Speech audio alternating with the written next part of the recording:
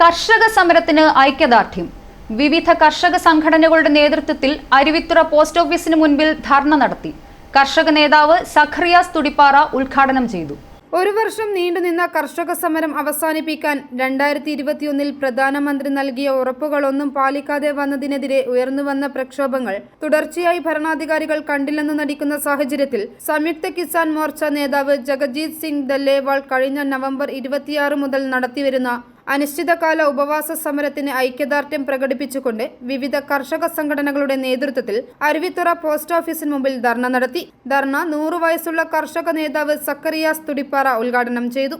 VM Abdulla Khan, Joshi Thanikkal, Johnson Parakkal, അപ്പച്ചൻ Thelliyil, advocate George കുട്ടി Kadaplackal, Roger ഇടയോടിയിൽ, Tomichan Aikkara തുടങ്ങിയവർ പ്രസംഗിച്ചു. ജഗജിത് ദല്ലേവാളിന്റെ ജീവൻ രക്ഷിക്കാൻ കേന്ദ്ര സർക്കാർ അടിയന്തരമായി ഇടപെടണമെന്ന് ധർണ ഉദ്ഘാടനം ചെയ്തുകൊണ്ട് സഖറിയാസ് തുടിപ്പാറ പറഞ്ഞു. കാർഷിക കടങ്ങൾ എഴുതിത്തള്ളണമെന്നും അദ്ദേഹം ആവശ്യപ്പെട്ടു. i4u news, Pala.